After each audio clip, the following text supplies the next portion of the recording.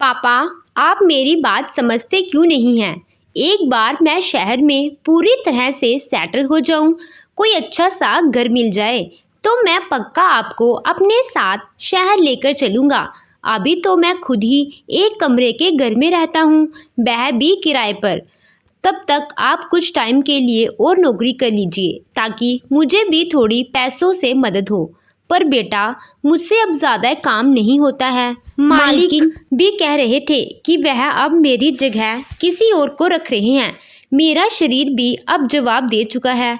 इन बूढ़ी हड्डियों में अब बिल्कुल साहस नहीं रहा। आनंद जी ने नम आंखों से अपने बेटे रंजन से कहा, लेकिन रंजन अपने पिता पर गुस्सा कर बोला, मैं भी क्या करूं? मेरी भी कमाई इतनी नहीं है कि मैं आपको निठल्ले बिठाकर रखवा सकता हूं। अपने बेटे की बातें सुनकर आनंद जी आश्चर्यचकित थे। दूसरे ही पल रंजन संभलते हुए बोला, माफ़ कीजिए पापा, मेरा वह मतलब नहीं था। पर आप मेरी भी मजबूरी समझिए। बच्चों की पढ़ाई, घर का खर्च मेरे अकेले की कमाई से पूरे नहीं हो पाते। इसीलिए मैं आपसे पैसों की मदद लेता हूँ। और अगर शहर में मेरी नौकरी का सवाल नहीं होता तो मैं कब का सब छोड़कर आपके पास आ जाता, क्योंकि रोज़ रोज़ इतनी दूर, गांव से दूर शहर नौकरी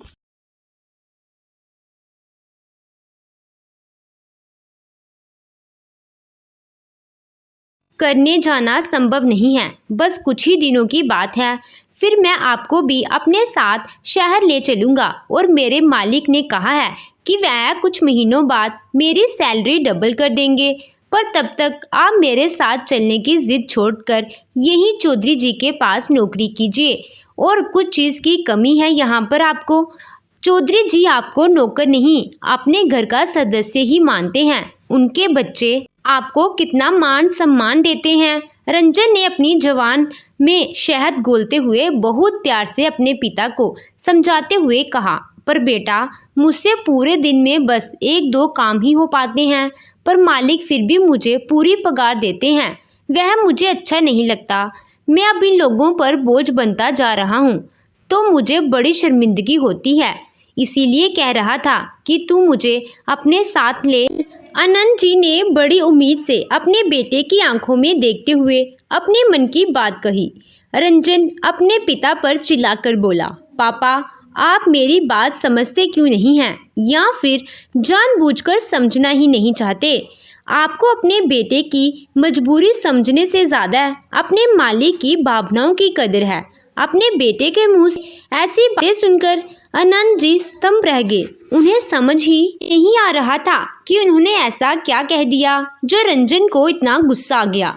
आनंद जी आज तक काम करके अपना और अपने परिवार का भरण पोषण करते आए थे। आनंद जी एक अंगूठा छाप इंसान थे। गरीबी नाम के पहाड़ ने उन्हें अंदर तक तोड़ दिया था। फिर भी उन्होंने हर अग्नि परीक्षा को पार किया। आनंद चौधरी साहब के यहाँ काम करते थे।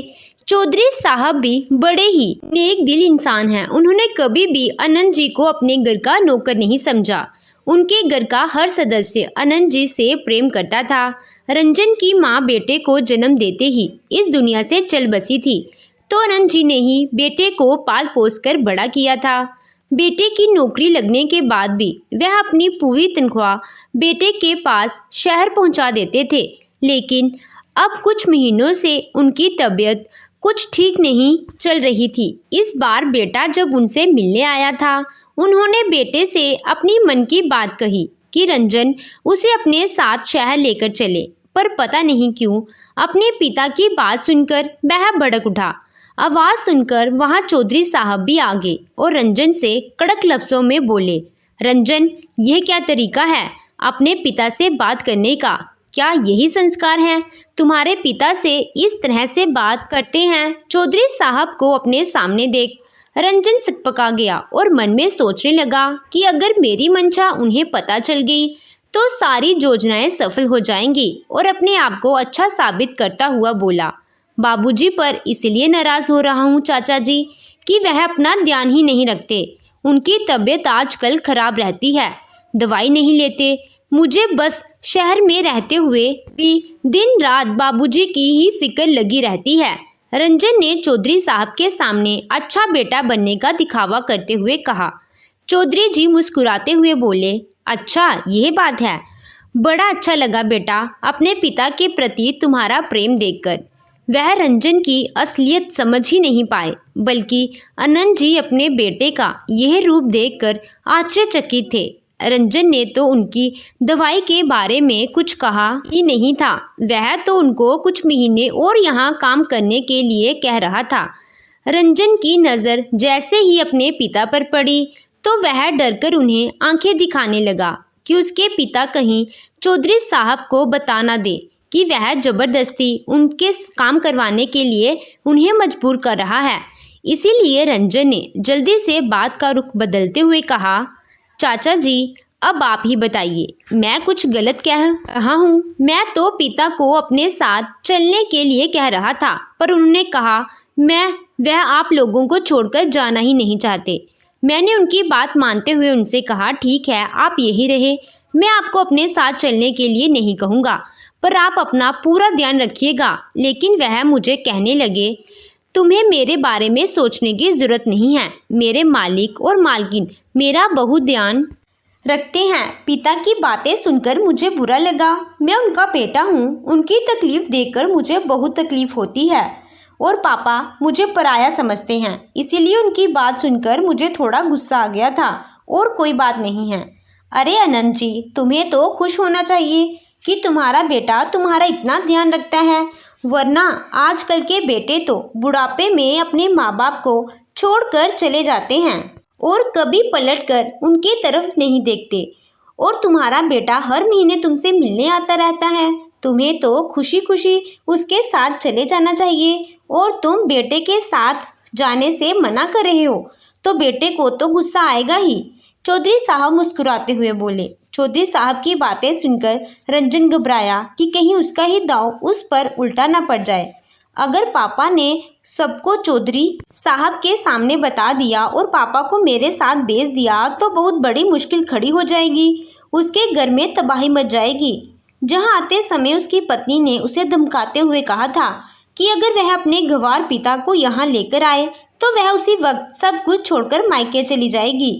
रंजन अपनी पत्नी को नाराज़ नहीं करना चाहता था, उसे भी अपने पिता से वैसे भी कोई मतलब नहीं था, उसे तो सिर्फ उनकी तनख्वाह से मतलब था और वह पिता से नहीं बल्कि उनकी तनख्वाह लेने ही उनके पास आता था। इसीलिए वह हमेशा अपने पिता के सामने ऐसा झूठा दिखावा करता था कि उसकी तनख्वाह कम है, उसकी अपनी कमाई में घर का खर्च पूरा नहीं होता, इसीलिए वह मजबूरी में उनसे पैसे लेता है। और पिता भी अपने बेटे के प्यार में अंधे होकर अपनी पूरी तनख्वाह अपने बेटे को दे देते थे, क्योंकि चौधरी साहब के यहाँ उन्हें नौकरी के साथ साथ सब कुछ फ्री में मिलता था। उनकी और उनकी तनख्वाह बच जाती थी। लेकिन अब आनंद जी ने एक दो बार अपने बेटे से कहा कि बेटा अब मुझसे काम नहीं होता, इसलिए वह नौकरी छोड़कर तुम्हारे साथ शहर रहना चाहते हैं। पर रंजन अपने पिता को अपने साथ रखना ही नहीं चाहता था, उसे तो अपने पिता की तनख्वाह से मतलब था, पिता जिंदा रहे या मरे उसे कोई लेना देना नहीं। रंजन ने अपनी बातों में शहद घोलते हुए कहा, चाचा जी पापा सही कह रहे हैं, मुझे उन पर नाराज़ नहीं होना चाहिए था। वहाँ पापा का शहर में एक कमरे के घर में मन नहीं लगेगा, क्योंकि उनको यहाँ आपके साथ इतने बड़े घर में रहने की आदत जो है, और शहर में कोई किसी से मतलब ही नहीं रखता। पापा वहाँ जाकर वैसे ही परेशान हो जाएंगे। मैं ही पापा की बात को समझ नहीं सका। पापा मुझे माफ़ कर दीजिए, मैं फिर कभी आपको अपने साथ चलने के लिए फोर्स नहीं करूँगा। 1 साल बाद जब मेरा प्रमोशन हो जाएगा तो मैं किसी अच्छी कॉलोनी में बड़ा घर ले लूँगा, जहाँ अच्छे लोग होंगे, पार्क होगा, तब मैं आपको अपने साथ चलने के लिए कहूँगा। रंजन की बात सुनकर आनंद जी को समझ नहीं आ रहा था कि वह झूठ क्यों बोल रहा है। आनंद जी सोचने लगे, मैंने तो खुद रंजन के साथ शहर चलने के लिए कहा है, लेकिन वह माली के सामने ऐसा जता रहा है कि वह मुझे अपने साथ लेकर जाना चाहता है और मैं उसके साथ जाने के लिए मना कर रहा हूँ। कहीं ऐसा तो नहीं मेरा बेटा मुझे अपने साथ लेकर जाना ही नहीं चाहता। वह सिर्फ मुझे बहला रहा है और मुझसे नहीं, मेरे पैसों से उसको मतलब है। दूसरे ही पल आनंद जी के मन ने कहा, नहीं नहीं, मैं भी क्या सोच रहा हूँ अपने बेटे के बारे में। वह सही तो कह रहा है। अगर मैं वहाँ उसके साथ चला गया तो उस पर बोझ बन जाऊंगा और वहाँ जाकर रंजन मुझे काम भी नहीं करने देगा। मुझे अपने बेटे की बात को समझना चाहिए और उसे मालिक के सामने शर्मिंदा नहीं करना चाहिए। तू ठीक कह रहा है रंजन, मेरा वहाँ एक कमरे के घर में दम घुट जाएगा। मैं अभी यहीं रहूँगा। जब तू बड़ा घर ले लेगा तब मैं तेरे साथ चलूँगा। आनंद जी ने अपने बेटे से मुस्कुराते हुए कहा। तो चौधरी साहब बोले, आनंद जी, जैसी तुम्हारी मर्जी, हम तुम्हें यहाँ से जाने के लिए नहीं कह रहे हैं। हमारे यहाँ तुम्हें कोई आपत्ति नहीं है, बल्कि तुम्हारे रहते हमारे घर में रौनक बनी रहती है। और अगर तुम काम करना चाहते हो तो हमें कोई एतराज़ नहीं, कहकर चौधरी साहब वहाँ से चले गए। चौधरी जी के जाते ही रंजन अपने पिता का एक हाथ पकड़कर चापलूसी करते हुए बोला, थैंक यू पापा, आपने मुझे चाचा जी के सामने शर्मिंदा होने से बचा लिया। 1 साल की बात है, इसके बाद मैं आपको अपने साथ शहर लेकर चलूँगा। पापा, एक बात और कहनी थी, सोच रहा हूँ कहूँ कि नहीं। क्या कहना है बेटा? पिता से कैसा संकोच? आनंद जी अपने बेटे से मुस्कुराते हुए पूछे। पापा, अब 1 साल मुझे छुट्टी नहीं मिलेगी। मुझे कंपनी में ज़्यादा काम करना होगा, तभी मेरी तरक्की होगी। इसीलिए मैं आपसे मिलने नहीं आ पाऊँगा। मुझे पैसों की दिक्कत हो जाएगी। अगर आप चाहें तो मेरी ये परेशानी भी दूर कर सकते हैं। रंजन ने बहुत ही मासूमियत से कहा, लेकिन उनकी आंखों में लालच साफ दिखाई दे रहा था, जो आनंद जी को नहीं दिखा, क्योंकि उनकी आंखों पर तो बेटे के प्यार की पट्टी बंधी थी। बता, मैं क्या कर सकता हूँ तेरे लिए, जिससे तेरी परेशानी दूर हो जाए? आनंद जी ने अपने बेटे के सिर पर हाथ फेरते हुए पूछा। पापा, अगर आप चाचा जी से कह दें कि वह आपकी तनख्वाह सीधे मेरे अकाउंट में डाल दिया करें तो। अरे बेटा, अपने पिता से अपनी परेशानी बताने में कैसा संकोच? मैं मालिक से कह दूंगा कि वह मेरी तनख्वाह सीधा तुम्हारे अकाउंट में ही जमा कर दिया करे। आनंद जी ने मुस्कुराते हुए कहा। उसके बाद रंजन अपने पिता से विदा लेकर शहर चला गया। आनंद जी अपने बेटे को जाते हुए बस देखते रह गए। रंजन जब शहर अपने घर पहुंचा तो उसे देखकर उसकी पत्नी ने घूरते हुए पूछा, अपने बूढ़े पिता को तो नहीं उठा लाए हो? नहीं डार्लिंग, तुमने मना किया था तो मैं उन्हें कैसे लेकर आता। अब तो मुझे उनके पास भी नहीं जाना पड़ेगा। उनकी तनख्वाह सीधे मेरे अकाउंट में जमा हो जाया करेगी। ऐसी व्यवस्था करके आया हूँ। रंजन ने अपनी पत्नी को गले से लगाते हुए कहा। अरे वाह, यह तो तुमने बहुत अच्छा किया। मैं तुम्हारे गंवार बाप को अपने इस आलीशान घर में एक पल भी बर्दाश्त नहीं करती। अब मैं तुम्हें उनके पास एक पल के लिए भी नहीं जाने दूंगी। वह तो बस पैसों की वजह से मजबूरी में तुम्हें वहाँ भेजना पड़ता था, पर अब यह समस्या भी खत्म हो गई। हमें बैठे बिठाए हर महीने पैसे मिलते रहेंगे। अच्छा मुर्गा फंसाया है तुमने, रंजन की पत्नी ने बेशर्मी से हंसते हुए कहा। दूसरी तरफ आनंद जी चौधरी साहब के घर में काम करते रहे। उनसे ज़्यादा काम तो नहीं होता, फिर भी वह ज़्यादा से ज़्यादा काम करने की कोशिश करते। एक दिन वह गार्डन की सफाई कर रहे थे, तभी उन्हें चक्कर आ गया और वह ज़मीन पर गिर गए। तो चौधरी जी के लड़के ने उन्हें दौड़कर उठाया और कुर्सी पर बिठाया। चाचा जी, जब आपसे अब काम नहीं होता तो आप छुट्टी क्यों नहीं ले लेते? अब आपको आराम करना चाहिए। आप अपने बेटे के पास शहर चले जाइए। आप यहाँ रहेंगे तो बिना काम के कहीं नहीं मानेंगे। आपका ज़मीर ये गवाही नहीं देगा कि आप हमारे घर में बिना काम किए रहें। हम सब आपको अच्छी तरह से जानते हैं। तभी वहाँ चौधरी साहब आए और वह अपने बेटे से बोले, हाँ बेटा, रंजन आया था। उसने हमसे कहा है कि शहर में बहुत छोटे घर में रहता है, वहाँ का माहौल भी अच्छा नहीं है, उसकी तनख्वाह भी कम है। जब 1 साल बाद उसकी तरक्की हो जाएगी तब वह बड़ा घर लेगा और आनंद जी को अपने साथ शहर ले जाएगा। लेकिन आनंद जी, अब आप काम नहीं करेंगे, मैं इनकी जगह कोई दूसरा नौकर रख लूँगा। आप ऐसे ही हमारे साथ रहेंगे। अपने पिता की बातों से चौधरी साहब का लड़का चौंकते हुए बोला, क्या कहा पापा आपने? कि वह एक कमरे के मकान में रहता है और उसे पैसों की दिक्कत है? हाँ बेटा, अभी 1 महीने पहले ही रंजन आया था, उसने मेरे सामने ही कहा है। लेकिन तुम ऐसा क्यों पूछ रहे हो? चौधरी साहब ने अपने बेटे से आश्चर्य से पूछा। पापा, मैं इसलिए पूछ रहा हूँ क्योंकि रंजन ने अनंत चाचा जी से और आप सबसे झूठ बोला है। वह शहर में बहुत अच्छी नौकरी करता है और बड़े से बंगले में रहता है, और जहाँ वह रहता है वहाँ बहुत बड़े बड़े लोग रहते हैं। उसके साथ उसके सास ससुर भी रहते हैं। तू सच कह रहा है, पर तुझे कैसे पता है? चौधरी जी ने अपने बेटे से आश्चर्य से पूछा। पापा, मैं अपने एक दोस्त से मिलने उसी कॉलोनी में गया था, वहाँ मैंने रंजन को देखा। मैं उसे आवाज़ देने ही वाला था कि वह आगे निकल गया। तब मैंने पड़ोसियों से पूछा कि वह किसका घर है, तो मुझे सारी सच्चाई पता चली। और आप लोग कह रहे हैं कि रंजन छोटे घर में रहता है और उसे पैसों की दिक्कत है, जबकि वह कार चलाता है। उसके पास 2 कार हैं। बेटे की बात सुनकर चौधरी जी को रंजन पर बहुत गुस्सा आया और अनंत जी अपने बेटे के विश्वासघात से टूट गए। उनकी आंखों में आंसू की धारा बह निकली और उनके चेहरे पर दर्द की लकीरें उभर आई। अनंत, तुम रो क्यों रहे हो? चौधरी जी ने पूछा। मालिक, मैं अपनी किस्मत पर रो रहा हूँ। जिस बेटे को मैंने नौकर का काम करके पाला पढ़ाया लिखाया, उस बेटे ने मेरे साथ विश्वासघात किया। मुझसे झूठ बोला कि वह छोटे से किराए के घर में रहता है, उसे पैसों की दिक्कत है, वह मुझे मिलने नहीं आता था, वह तो यहाँ मेरे पैसे लेने आता था। इस बार उसने मुझसे कहा कि वह 1 साल तक नहीं आ पाएगा।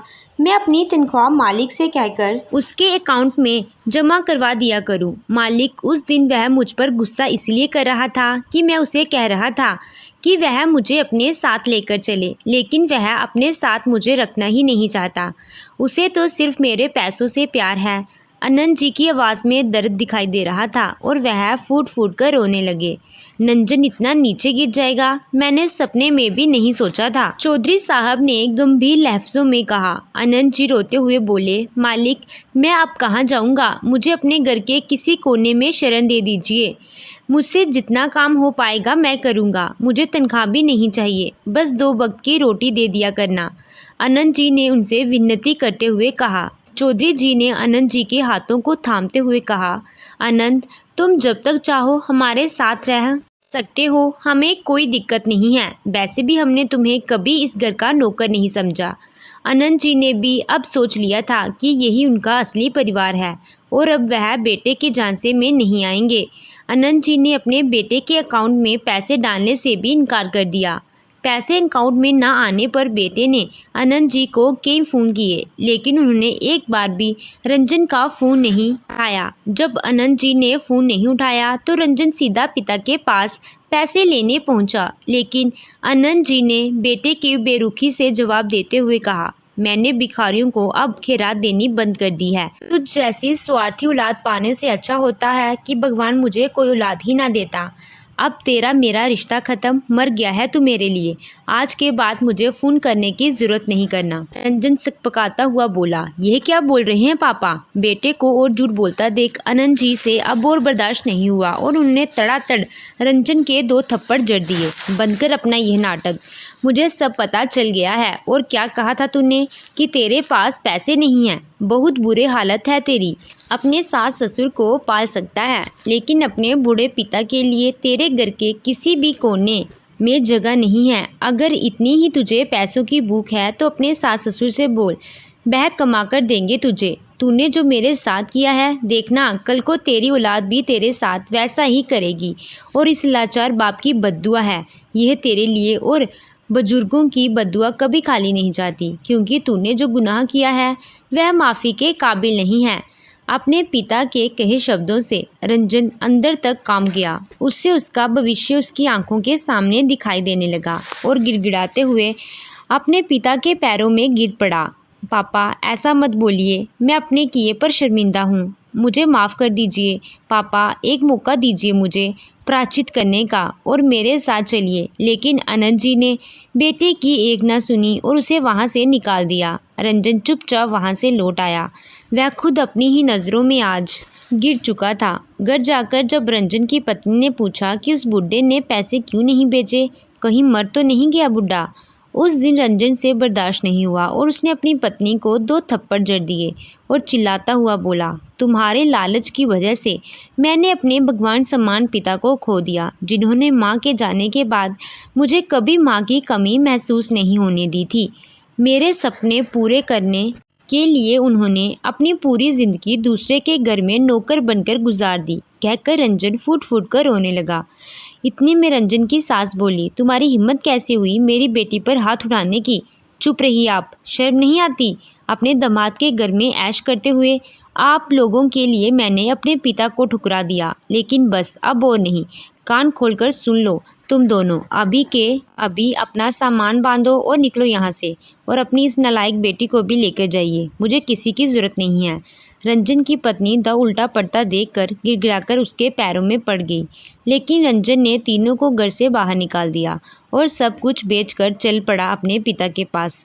वहां पहुंचकर रंजन ने अपने पिता को गले से लगा लिया और फूट फूट कर रोते हुए बोला, पापा अब मैं आपको छोड़कर कभी नहीं जाऊंगा। अपने बेटे की आंखों में प्रायश्चित के आंसू देख अनंत जी ने रंजन को गले से लगा लिया और दोनों बाप बेटा गले लगकर खूब रोए। बेटे पिता का ऐसा मिलन देख सभी की आंखों में आंसू छलक आए थे। देर से ही सही, लेकिन आज एक पिता की परीक्षा का फल उन्हें मिल गया था। तो दोस्तों, आपको ये कहानी कैसी लगी कमेंट कर कर ज़रूर बताएं। कहानी अच्छी लगी हो तो वीडियो को लाइक कीजिएगा, चैनल पे नए हो तो चैनल को सब्सक्राइब कीजिएगा। Thank you.